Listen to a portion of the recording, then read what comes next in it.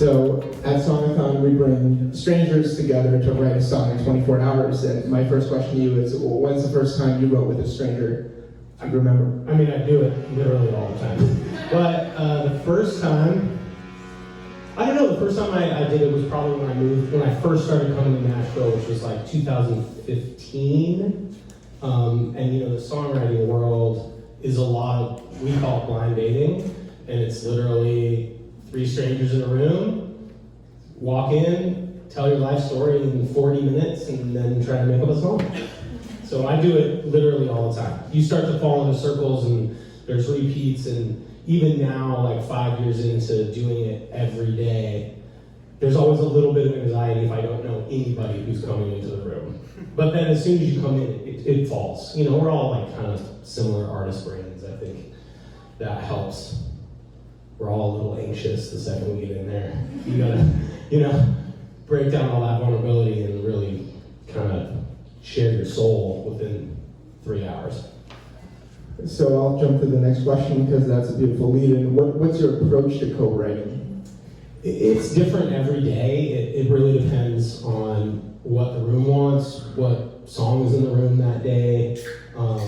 My role primarily is producer in the room. I'm a producer-songwriter, so some days we'll sit with acoustic guitars and I'll do that the whole day. Some days I'm pretty heavy into the track. These days I like to usually start from the ground up that day, simply because I'm trying to find whatever song or inspirations in the room that day. Sometimes it's there, sometimes it's really easy to find, sometimes it's hard to find, sometimes you gotta write a crappy verse chorus to find the new song that you're gonna write. But it's different every single day, whether people come in with like a full-fledged idea, a list of titles, no idea at all. Sometimes like I'll have some tracks, sometimes I don't usually do that anymore, just because I know you guys are all doing acoustically based. I think that's super important, even as a producer, that the song can kind of hold up as a song, rather than, oh man, this track is vibing, like I don't really need to worry that much about the lyric. I mean, we're in Nashville, if you're in LA, it's a different story. Just get that track on. I like that too, I do that too. And you lived in LA for 15 years, so you get to say that. Yes. So let's talk a little bit about the next decade, and we're about to hit the 2020s. Sounds crazy. What do you think it's going to take as a songwriter to break through in 2020? I mean, I think we're already kind of there. I think it's something that I talk a lot about with friends in the songwriting community, that there's a lot of great songs. Like Nashville's got a lot of great songs, a lot of good songs. LA's got a lot of good songs. You need to write special songs, especially when you're a newer songwriter and people aren't just like, oh, they have this many hits, let's just go to them, that's what we need, we know exactly what they do. I think writing special songs, songs that come from a real place of inspiration is really important. I think we're in a cool place in the music industry as a whole right now. Obviously, I don't know that much about it, but it's making money for the first time in the last few years. It's been making a lot more money since the market crash and the dawn of the digital age. I think as a songwriter, I think the publishing community needs to work out what's happening with Spotify and all the streaming services, because they're making money, artists are making money, labels are making money. Historically, the publishing world is kind of always the last one to the party when things switch. And I was having this conversation with one of my publishers, and we were talking a lot about it, and it's interesting because music is an art, but it's always been kind of driven by the technology. You can hear it in the way the track sounds, how the recording sounds, and now and in how people get their music. So I think the songwriting world is in a good place. I think once they sort out how we're going to all monetize, especially as writers, which is important. I wish I could sit here and say that doesn't matter, but when you're paying your mortgage, and you're paying your life from your art, you have to be able to make money.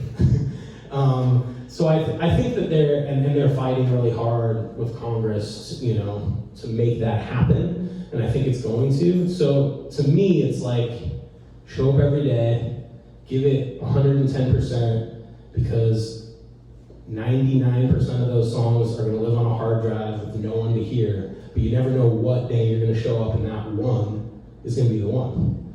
And then you just keep doing it. I've been talking, this might be off topic, but I talk a lot with friends of mine about that too. It's like, hey, it's a lottery ticket, but you still have to show up every day because you don't know which day is going to be the one that works out, What was the one for you? It was, for sure, for me, it was that Miranda song, The Red Wagon, which was so random how we wrote it. I was working with another artist, a wonderful songwriter, Audra May, who I played for a long time on the road. And we were writing it for her record. We actually wrote that song in her 1970 Dodge Dart, driving down Sunset. I had a tiny little Martin, and she was just spouting off lyrics. And we, at one point in time, noticed people around us to her singing and me playing an acoustic guitar while we're driving up and down the street.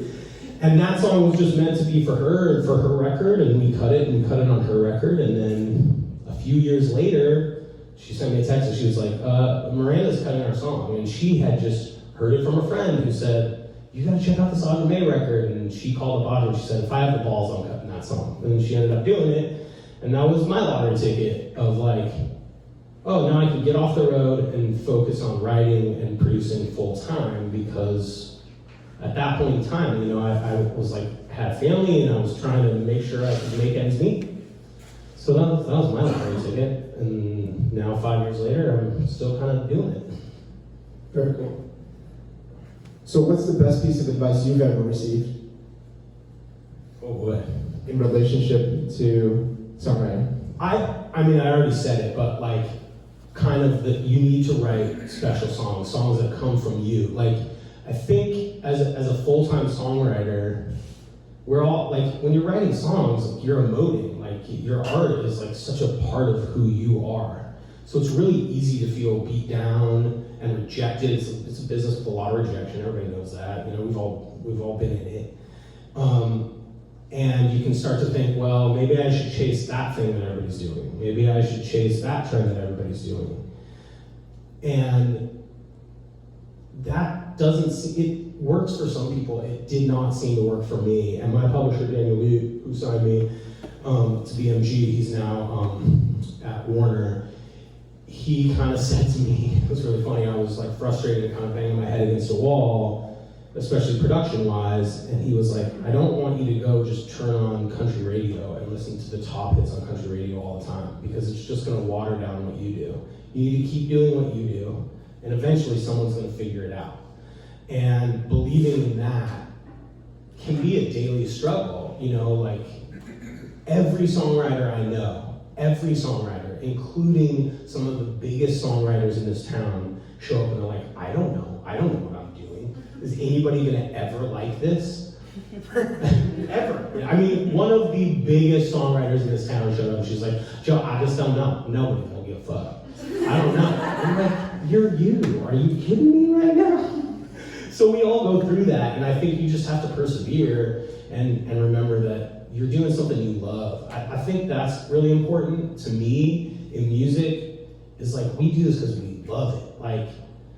And the people I think are really successful, they continue to do it because, sure, they could do this, that, or the other thing, but really, that's the only thing they want in their whole existence, is to make music in whatever iteration. And I think the best people in the business side of the industry are the same way. They could work they could be a CEO at any company, but they love it, and so they do it. And to me, I think being around people that really love music and songs, especially the Nashville community, it just values the song so much.